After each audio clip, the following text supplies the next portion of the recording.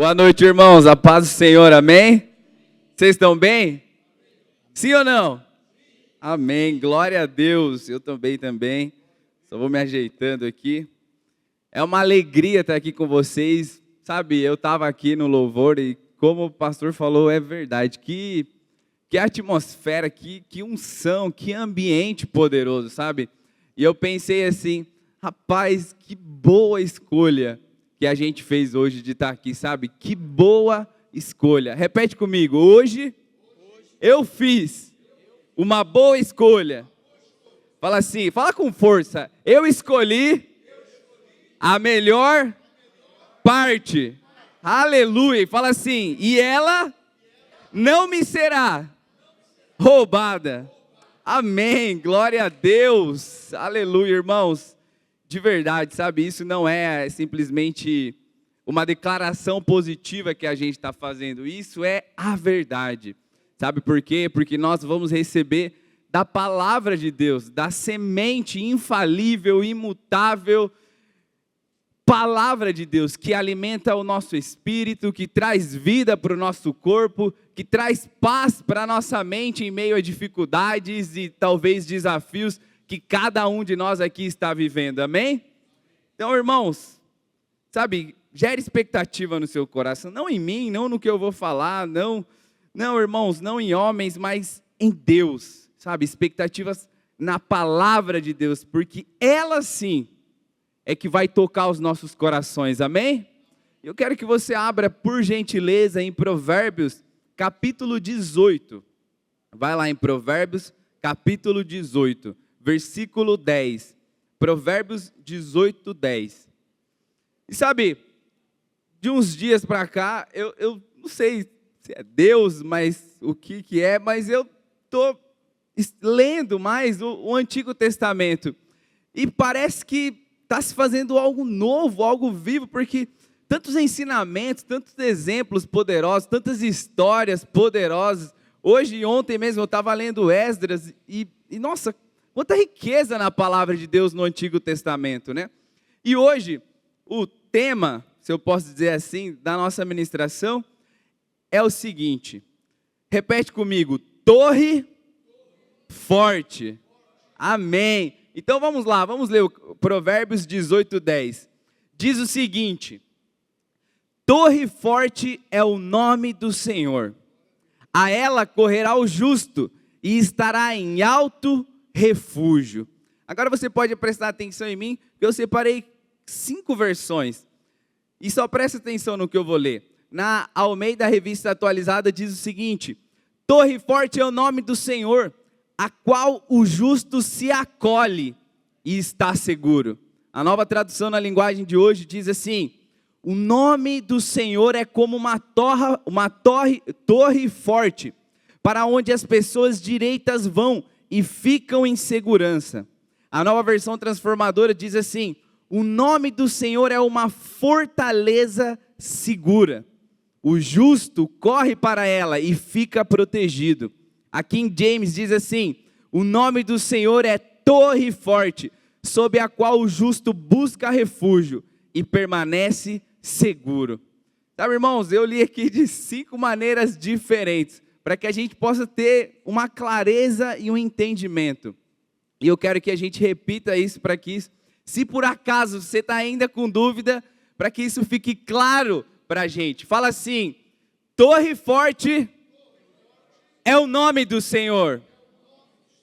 A ela eu corro e estou seguro.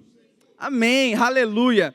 E sabe, irmãos, é interessante porque aqui o escritor de Provérbios, ele está fazendo uma comparação aquilo que é a realidade da época dele, a realidade daquilo que ele viveu naquele dia a dia. E é importante que a gente entenda esse contexto, por quê? Porque dessa maneira a Bíblia fica mais clara para a gente. Eu quero contar uma história para vocês, para ilustrar também esse contexto de uma torre forte. Por quê? Porque a gente precisa entender o que é uma torre forte, qual é a finalidade de uma torre forte naquela época, para que ela servia, como uma torre forte era. Eu não tinha essas informações, eu fui pesquisar. E lá em Juízes, você não precisa abrir, no capítulo 9, conta a história de Abimeleque. Abimeleque foi um homem, um rei, mas ele foi um rei perverso. E aí lá no contexto, que eu não vou entrar aqui, depois você pode ler Juízes capítulo 9, mas basicamente a história é a seguinte: Abimeleque foi até a cidade de Tebes para atacar aquela cidade. E aí o que aconteceu? Ele estava lá, chegou na cidade e lá no versículo 51 do capítulo 9 de Juízes, diz o seguinte: no meio da cidade, porém, havia uma torre forte, e toda a população, homens e mulheres, fugiu para lá, trancaram-se por dentro e subiram até o terraço. Versículo 52, Abimeleque foi até a torre e a atacou, mas quando se preparava para incendiar a entrada da torre, versículo 53, uma mulher que estava no terraço, lá em cima, jogou na cabeça de Abimeleque uma pedra de moinho, que rachou o seu crânio.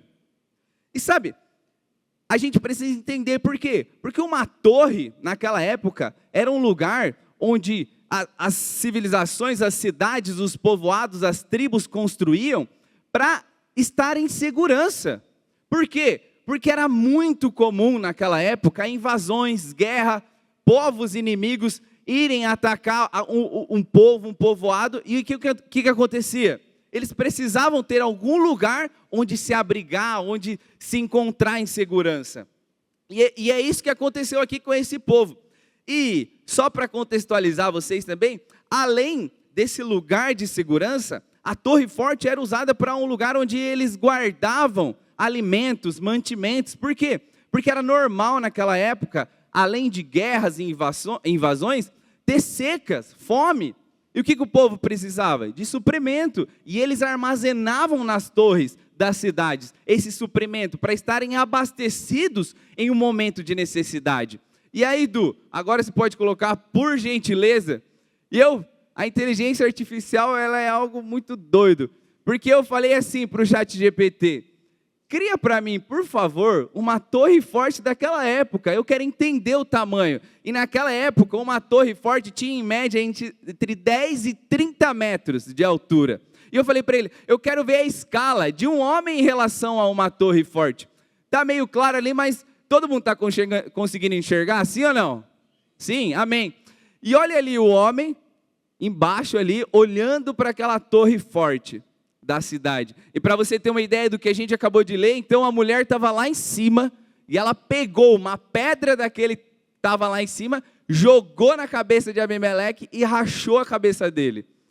Então, quando o escritor de Provérbios, ali no capítulo 18, está dizendo assim, ó, torre forte é o nome do Senhor, para ela o justo vai e está em segurança.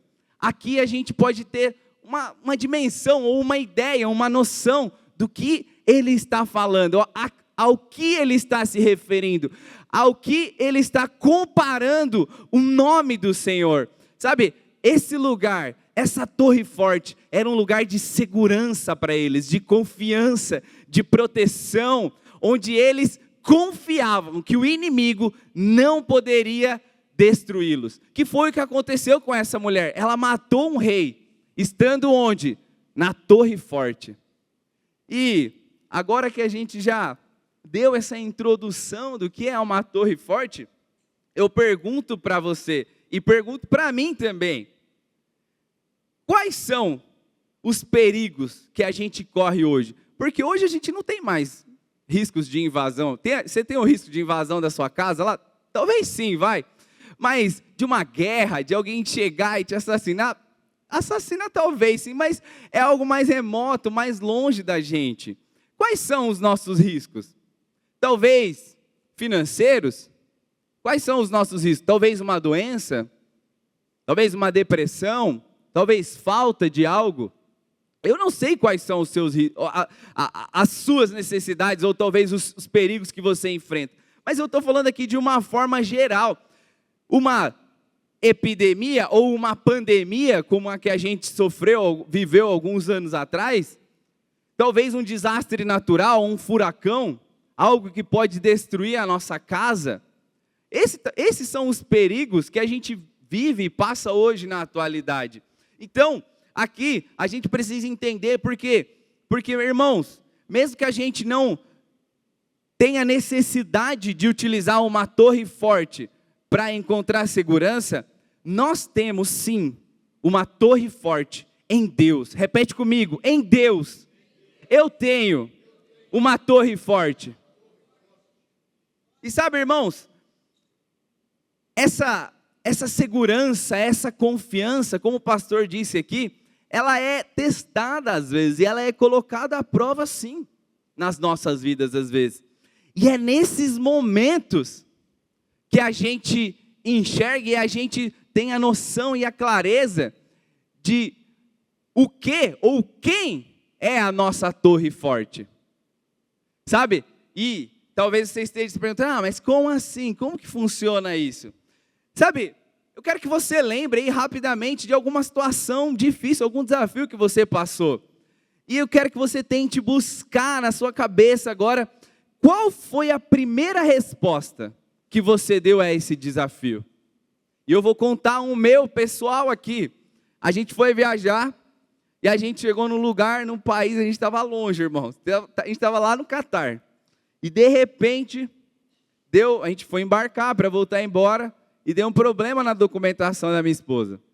Deu um problema lá que não sei o que, e de repente o fiscal lá, sei lá, o rapaz falou assim, seguinte, vocês não vão poder continuar a viagem não, para o lugar que vocês vão. Vocês vão ter que ou volta para o Brasil, ou, nem lembro, volta para o Brasil ou faz outra coisa, mas para o lugar que vocês vão, vocês não podem ir. E, irmãos, eu não vou mentir aqui, pelo amor de Deus, estamos diante de Deus.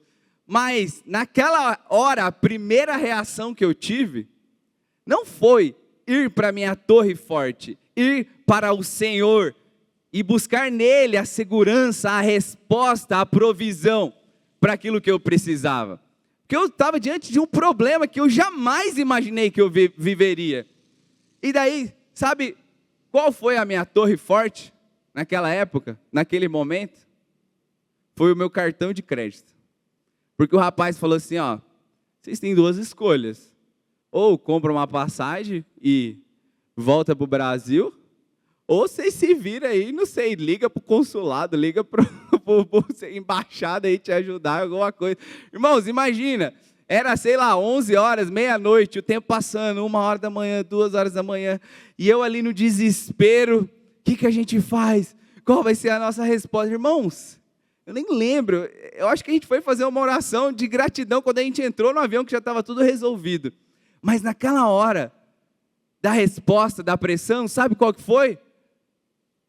O cartão. Eu falei, Senhor, nem falei Senhor, falei, obrigado, porque eu tenho um cartão com limite aqui, que dá para comprar uma passagem. Chegando no Brasil, eu me viro, parcelo. Falei, amor, vamos comprar a passagem aqui, vamos parcelar, depois a gente vê, mas vamos resolver.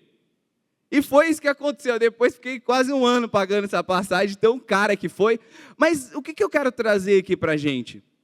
Irmãos, pensa na sua vida. Pensa na minha vida. Eu estou pensando aqui na minha vida. Qual é a resposta que nós damos diante dos desafios? É essa resposta que prova se a nossa torre forte, se a nossa segurança, se o nosso lugar de provisão é o Senhor ou não. Sabe, talvez você enfrente uma doença, uma falta, algo que você precise. E, irmãos, eu não sei por qual motivo, eu não tenho a resposta disso. Mas parece que o maior desafio, ou talvez a maior tentação do homem, sabe qual é? Ser independente. E encontrar em coisas, no dinheiro, nas pessoas, no trabalho, nos bens materiais, na casa, na poupança, a segurança. Eu não sei porquê, irmãos, mas parece que quando as coisas acontecem, a nossa primeira reação é, ai, meu Deus, aconteceu isso, o que eu faço? Ah, não, mas eu lembrei que eu tenho dinheiro na conta.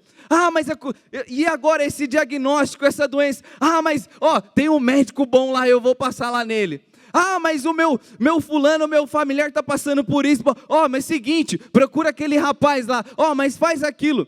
Irmãos, sabe, Deus, Ele não é e não deve ser a nossa última escolha nos momentos de pressão e desafios. Ele deve ser a nossa primeira escolha. Sabe, esse povo aqui, que estava passando, que a gente leu em Juízes, quando eles viram que o rei estava vindo atacar aquela cidade, a primeira coisa que eles fizeram foi correr para a Torre Forte, porque a Torre Forte era o lugar de segurança deles. Sabe, irmãos, enquanto a gente não entender isso e decidir, porque é uma decisão, decidir fazer do Senhor a nossa torre forte, irmãos, a gente vai viver como se fosse uma onda do mar, levada por todo o vento. Sabe, vem uma pressão financeira e você corre para o banco. Aí vem uma doença e você corre para o médico. Aí vem uma depressão e você corre para o psiquiatra. Aí vem, não sei, e você vai correndo, vai buscando em coisas, em pessoas. Corre para a poupança, corre para o seu cartão de crédito, corre para o seu pai, corre para o seu chefe, corre para a sua mãe, corre para o seu tio rico. Irmãos, o nome do Senhor é a nossa torre forte.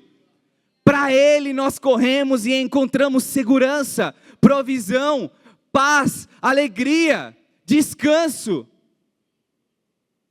Mas como a gente vive isso? Como a gente prova isso? Como a gente, de uma vez por todas, desfruta disso? É só nos momentos de pressão. E é para isso que os momentos de pressão servem. Sabe, eu passei por outra situação também, onde a gente tentando engravidar e ter um filho, e passou um ano e nada aconteceu. Irmãos, e aí a gente foi para o médico. Fomos lá ver e tal, o que aconteceu. E sabe, hoje, olhando para trás, eu vejo, rapaz, por que a gente não decidiu orar quando nada estava acontecendo? E a primeira coisa que a gente fez foi ir para o médico. Irmãos, a gente tem que ir para o médico, tem que ir lá mesmo. Eu não tô desmerecendo todo o trabalho e estudo que a medicina tem nos oferecer. É maravilhoso, sabe? É algo de Deus. Mas, irmãos, eu estou querendo te mostrar aqui algo mais elevado. Um nível acima onde Deus quer nos conduzir. O nível onde a sua primeira resposta a uma doença não é o médico, mas é, eu vou correr para a minha torre forte. Repete comigo, repete com força, a minha torre forte é o Senhor.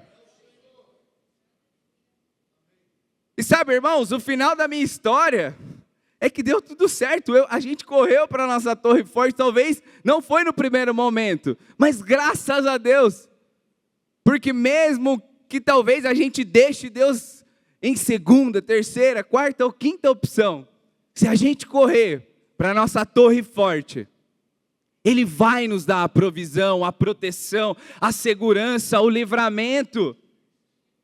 Você crê nisso, sim ou não? Mas você crê de verdade, sim ou não? Eu sei, irmãos, parece fácil falar, né? E talvez você esteja aí pensando isso, não consigo ler seu pensamento. Mas talvez você esteja me ouvindo e falando, mas para você é fácil. Você não está vivendo o que eu estou vivendo. Mas para você é fácil. Você não está lá na minha casa. Mas para você é fácil, você não sabe quanto tem na minha conta bancária. Mas para você é fácil, você não sabe o relatório médico que eu recebi. Mas para você é fácil, você não sabe a minha história familiar. Você não sabe o meu passado, você não conhece. Irmãos, eu não conheço, de verdade. E talvez eu nunca conheça a sua história, o seu passado e a sua situação. Mas você tem um Deus que é a sua torre forte, Ele é a sua segurança, nele você pode descansar, confiar e correr nos momentos de tribulação, angústia e desafios, porque Ele vai te dar aquilo que você precisa. Mas sabe, a gente precisa ter uma posição. Irmãos, a gente está aqui no culto da fé. Oh, glória a Deus por esse nome maravilhoso desse culto. Não poderia ter um nome melhor esse culto. O culto da fé. Irmãos, e a gente vai sair daqui hoje com a nossa fé fortalecida. Sabe, tem um livro, O Espírito da Fé. Cadê o Zezinho? O Espírito, oh irmãos, que livro abençoado. Leia esse livro, irmãos, O Espírito da Fé. Tem lá na livraria do Rema. O autor, ele diz assim, ó: a palavra de Deus é o combustível da fé. E aqui já tem uma dica para a gente. Se talvez tudo isso que eu estou falando para você pareça algo distante, longe, tão difícil de ser vivido, como às vezes parece para mim também, é porque talvez eu e você não estamos alimentando a nossa fé com a palavra de Deus. E fica difícil, irmãos. Se o alimento da nossa fé, da nossa vida, dos nossos ouvidos, for o jornal, for o TikTok, for o Instagram, for o site de fofoca, for o Infomoney, for o William Bonner, for o Jornal da Record, irmãos, aí é difícil mesmo você olhar para a palavra de Deus e ter a segurança, a certeza, a confiança de que Ele é a sua torre forte. Oh, aleluia! Sabe, irmãos, e eu não sei, mas parece que hoje o dinheiro resolve tudo. Eu não sei se você tem essa impressão, mas eu meditando sobre essa ministração, parece que tudo, como que eu posso dizer, se canaliza, se centraliza, ou parece que o dinheiro é a solução de todos os problemas. Porque eu não sei por que raios acontece isso, mas parece que, ou no Brasil, talvez seja no Brasil, porque aqui, não sei, culturalmente, não sei, irmãos, mas parece que o brasileiro, o maior desafio dele é financeiro. Eu não sei por quê, mas parece que o meu também é às vezes. E sabe, irmãos, então, com o dinheiro a gente compra a casa e tem segurança. Talvez você fale, mas eu moro num bairro ruim, mas aí você tem mais dinheiro, você compra a casa num condomínio fechado, que aí você tem mais segurança e fica mais tranquilo. Mas eu tenho um problema na saúde. Com o dinheiro você vai lá no plano de saúde ultra mega bom, ou se precisar mais dinheiro, você vai lá para os Estados Unidos, para a Europa, ter os melhores médicos que resolvem o seu problema. Mas talvez o meu problema seja YZ, não sei o quê. E parece que com o dinheiro a gente resolve tudo. E talvez essa seja a nossa maior tentação. E onde o diabo talvez mais queira roubar a nossa confiança em Deus. E sabe, e eu vim aqui para te lembrar, e olha que versículo poderoso esse. 1 Timóteo capítulo 6, versículo 17, diz assim: ensine aos ricos deste mundo, que não se orgulhem, nem confiem em seu dinheiro, que é incerto. E diz assim, a sua confiança deve estar em Deus, que provê ricamente tudo de que necessitamos para a nossa satisfação. Rapaz, o Du é tão abençoado que ele já colocou até na versão certa. Obrigado, Du. Irmãos, olha o que esse versículo está dizendo. Ei, rico, não confie, nem se orgulhe no seu dinheiro. Ele é incerto. A sua confiança, a sua segurança deve estar em Deus. E talvez você olhe para esse versículo e diga, não, mas eu não me adequo com isso. Né? Nem vem, estou livre disso, porque eu não sou rico. Não sei, tomara que tenha aqui vários, mas eu ainda não cheguei na posição de multimilionário. Chegaremos, amém? 4 pessoas milionárias. Mas sabe, irmãos, talvez você olhe e fale, não está falando comigo porque eu não sou rico. Mas sabe, é algo mais profundo, é algo que está mais dentro, porque eu me lembro, quando eu tinha 12, 13 anos, e eu comecei a trabalhar com meu pai, sabe o que acontecia? Eu chegava da escola, almoçava, ia correndo lá para o chaveiro dele. E aí eu ficava lá, sei lá, das 2 às 6 da tarde. E aí, ao final do dia, sabe o que eu ganhava? R$10, R$5. Irmãos, aquilo ali para mim era o maior dinheiro do mundo. Eu saía de lá, ia no mercado, comprava um salgado, e não era nem uma Coca-Cola, era um refrigerante que chamava Roller. Comprava uma Roller, irmãos, eu estava satisfeito.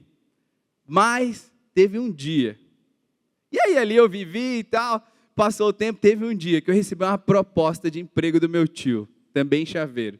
E ele me chamou para trabalhar, e eu fui lá, e eu passei um mês.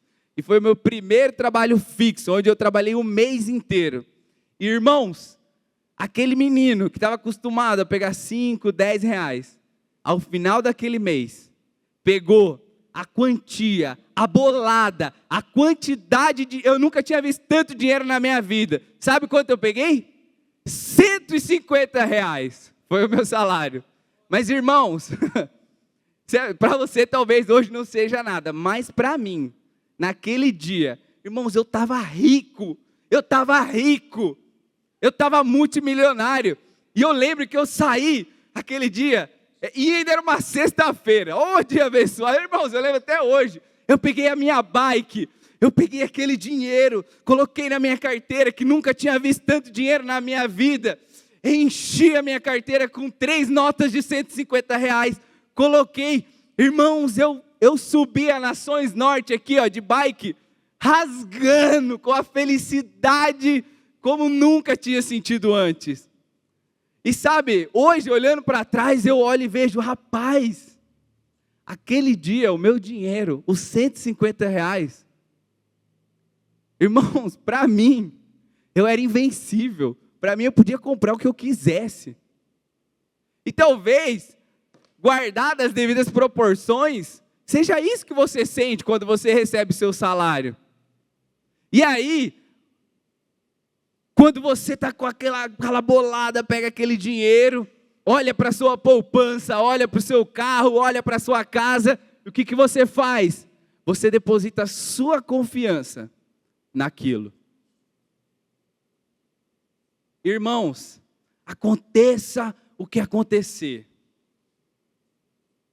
a nossa confiança jamais, por mais tentador que seja, e quanto mais dinheiro, eu imagino que maior deve ser o desafio. Porque talvez para nós aqui, seja um desafio ter, não sei quanto você tem na conta, 1.000, 10.000, 5.000, 100.000. Mas agora, imagina alguém que tem multimilhões, 100 milhões. Quanto mais dinheiro, maior o desafio. Mas não importa a escala, a proporção. Todos nós somos tentados. Segundo a nossa própria cobiça, então é algo individual. Não adianta a gente medir a nossa confiança no dinheiro daquele cara multimilionário. Não, você tem que medir de acordo com a sua vida, com a sua régua. E eu e você precisamos de uma vez por todas tomar uma posição de confiança em Deus. Sabe, irmãos, a pandemia mostrou isso. Sabe como a pandemia revelou a torre forte de muita gente? Eu lembro quando eu peguei Covid, irmãos, que eu não senti o gosto de nada por não sei quantos dias. Rapaz, teve vários dias, viu, pastor? Que eu estava em casa, trancado, e pensamentos vieram na minha cabeça. E se a gente não decide fazer da palavra de Deus, daquilo que ela nos garante, se a gente não toma uma posição de fé, de confiança e segurança naquilo que a palavra de Deus diz a nosso respeito, irmãos, a nossa torre forte vai ser tudo e qualquer coisa, o dinheiro, os bens materiais, menos o nosso Senhor, menos o nosso Salvador, menos o nosso Criador, aquele que conhece até quantos fios de cabelo a gente tem na cabeça, irmãos. Repete comigo, eu vou.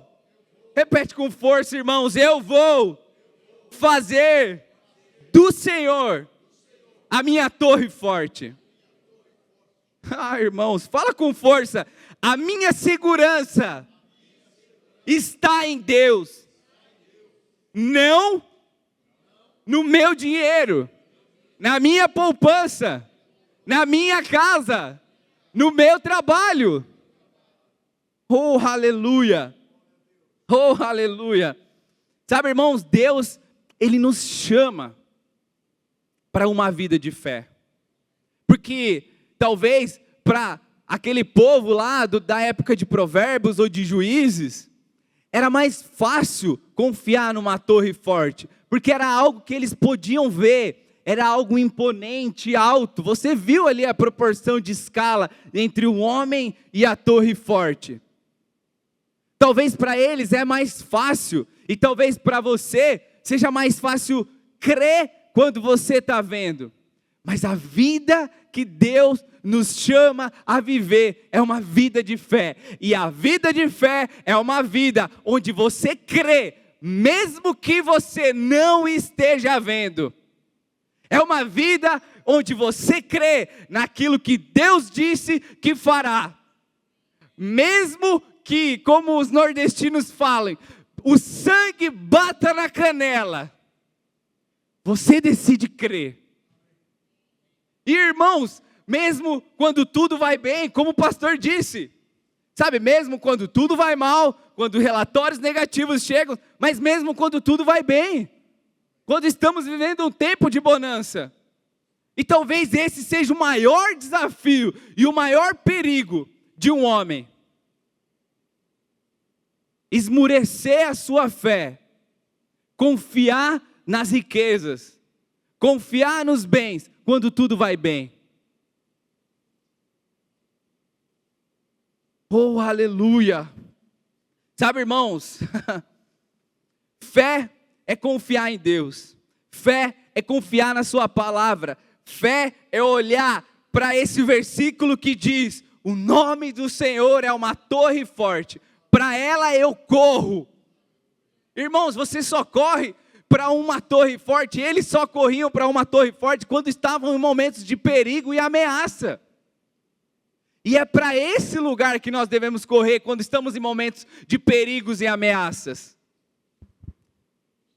Oh, aleluia! Eu quero que você abra comigo Lucas capítulo 7. Lucas capítulo 7, por favor.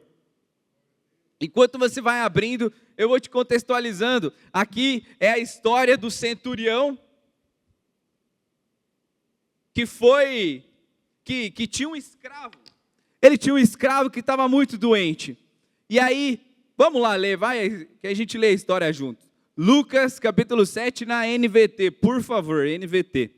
Versículo 2, então o centurião estava lá com o escravo dele doente, e no versículo 2 diz o seguinte: naquela ocasião, um escravo muito estimado de um oficial romano estava enfermo, à beira da morte. Quando o oficial ouviu falar de Jesus, mandou alguns líderes judeus lhe pedirem que fosse curar seu escravo. Versículo 6, Jesus foi com eles, mas antes de chegarem a casa, o oficial mandou alguns amigos para dizer: Senhor, não se incomode em vir à minha casa, pois não sou digno de tamanha honra. Versículo 7, não sou digno sequer de ir ao seu encontro. Basta uma ordem sua, e o meu servo será curado. Sabe, algumas traduções dizem: basta uma palavra sua, e o meu servo será curado. Irmãos, eu quero que a gente repita isso, por favor. Vamos lá. Basta uma ordem sua, e o meu servo será curado. Irmãos, esse é o nível de fé, o padrão de fé que Deus está nos conduzindo, que Ele quer nos levar, sabe, a um nível de fé, onde a palavra de Deus é tão real, é tão confiável, é tão segura, para mim e para você que uma palavra, basta uma palavra dela, e nós seremos curados. Os nossos familiares serão curados, seremos supridos, seremos abastecidos, estaremos em segurança. Sabe, irmãos, é algo muito forte, é algo muito poderoso, e eu me peguei me questionando qual tem sido o meu nível de fé. Sabe, basta uma palavra, e agora eu estou falando para mim, me questionando, basta uma palavra dele, para eu confiar e me apoiar nela, descansar, que ele é fiel para cumprir aquilo que ele disse que faria. Oh, aleluia! Oh, glória a Deus! E olha o que diz o versículo 9 do capítulo 7 de Lucas. Quando Jesus ouviu isso, ficou admirado. Jesus ficou admirado. Voltou-se para a multidão que o seguia e disse: eu lhes digo a verdade, jamais vi fé como esta em Israel.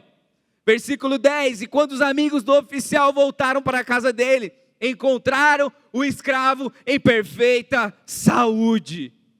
Oh, irmãos, você está preparado para Jesus olhar para você e dizer: eu nunca vi tamanha fé como a do Zezinho. Um homem que creu que bastava uma palavra minha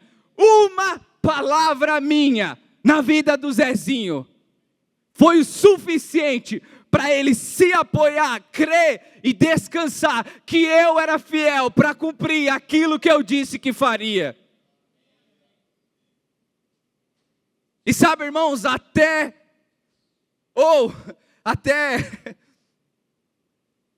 a gente decidir crer de verdade, sabe? Crer de verdade. A gente, infelizmente, irmãos, é triste essa realidade. Se a gente não decidir crer e viver pela palavra, crer que Ele é a nossa torre forte e a nossa segurança, os ventos vão soprar e a gente vai estar igual os discípulos, tremendo de medo em meio às tempestades, enquanto Jesus estava dormindo no barco. Por quê? Por que Jesus dormiu, irmãos? Porque ele tinha uma torre forte, na qual ele encontrava segurança, provisão, proteção e descanso. E é para essa vida que Deus está nos chamando. Olha o que diz João 16:33. Jesus dizendo: essas coisas vos tenho dito, para que tenhais paz em mim. No mundo vocês terão aflições, mas tende bom ânimo, eu venci o mundo. Irmãos, você sabe o que significa ânimo? O significado da palavra ânimo no dicionário, um dos significados é um estado de espírito. A palavra ânimo, um dos significados dela é um estado de espírito. E aqui Jesus está dizendo para mim e para você: ei, filho, acorda. Ei, para de olhar para a tempestade, para de olhar para os ventos. Ei, tenha bom ânimo. Tenha um estado de espírito, de fé, de confiança. Se apoie na minha palavra. Se apoie naquilo que eu te prometi. Eu estarei contigo todos os dias da sua vida. Eu não te deixarei só, diz o Senhor. E Jesus está nos chamando para esse estado de espírito, de bom ânimo, de um espírito que se levanta todas as manhãs, independente da realidade, e diz: ei, hoje eu acordei, e o diabo que se cuide, porque eu decidi confiar no Senhor de todo o meu coração e não me estribar no meu entendimento. Ei, eu acordei e eu decidi fazer do Senhor o meu pastor e eu creio que nada me faltará. Eu creio que Ele vai me conduzir a pastos verdejantes. Oh, aleluia! Irmãos, é para essa vida que Deus está nos conduzindo. É para essa vida que Deus está nos chamando. Sabe, eu quero que você fique de pé, por favor. Irmãos, e os abençoados tangedores também. E como esses irmãos são guiados, porque louvor atrás de louvor, sabe, trazendo essa consciência para nós de confiança, de fé, de segurança em Deus. E sabe, irmãos, o desejo do meu coração é que você saia daqui, você vá para sua casa e você deite na sua cama. E sabe, uma insônia santa venha sobre você e a única coisa que venha na sua cabeça seja a palavra de Deus. Seja esse versículo: o nome do Senhor é a minha torre forte. Para ela eu corro e encontro segurança, descanso, paz, provisão, alimento, livramento, saúde. Oh, aleluia, aleluia, glória a Deus. Aleluia. Em Salmos 91, irmãos, eu acho que fazia, talvez, põe por favor, o Salmos 91, na NVT também. Irmãos, eu acho que fazia talvez anos que eu não li o Salmos 91. Irmãos, eu parei para meditar. Olha, eu estou me emocionando só de lembrar desse salmo. Porque talvez às vezes esse salmo, ele é tão conhecido e tão taxado de algo que as pessoas deixam o livro, a Bíblia aberta lá no Salmo 91, mas não leem e tal. Irmãos, a gente tem que ler, a gente tem que meditar, a gente tem que decorar, a gente tem que viver esses salmos. E sabe, eu parei para ler esse salmo e para meditar, irmãos, que salmo poderoso. Oh, aleluia, sabe, e a gente vai ler juntos esses salmos. Põe aí, por favor, Du. Deixa eu só beber uma água aqui. Irmãos, vamos fazer diferente. Você não vai ler não, você vai fechar os seus olhos. Eu vou ler para você. Feche os olhos todos, por favor. E eu quero que você se concentre e preste toda a atenção. Irmãos, eu só te peço mais 2 minutos de atenção plena e total naquilo que eu vou ler para você. Eu quero que você se concentre. Esquece a fome que você está, esquece o seu boleto, esquece que você tem que dormir, esquece tudo. Foca na palavra de Deus por 2 minutos, naquilo que Ele tem para os nossos corações. Oh, aleluia. Salmos 91 diz assim: aquele que habita no abrigo do Altíssimo encontrará descanso à sombra do Todo-Poderoso. Isto eu declaro a respeito do Senhor: Ele é o meu refúgio, o meu lugar seguro. Ele é o meu Deus e nele confio, pois Ele o livrará das armadilhas da vida e o protegerá de doenças mortais. Ele o cobrirá com as suas penas e o abrigará sob as suas asas. A sua fidelidade é armadura e proteção. Não tenha medo dos terrores da noite, nem da flecha que voa durante o dia. Não tema a praga que se aproxima na escuridão, nem a calamidade que devasta ao meio-dia. Ainda que 1000 caiam ao seu lado e 10.000 morram ao seu redor, você não será atingido. Basta abrir os olhos e verá como são castigados os perversos. Se você se refugiar no Senhor, se fizer do Altíssimo o seu abrigo, nenhum mal o atingirá, nenhuma praga se aproximará da sua casa, pois Ele ordenará aos seus anjos que o protejam aonde quer que você vá. Eles o sustentarão com as suas mãos, para que não machuque o pé em alguma pedra. Você pisará leões e cobras, esmagará leões ferozes e serpentes debaixo dos seus pés.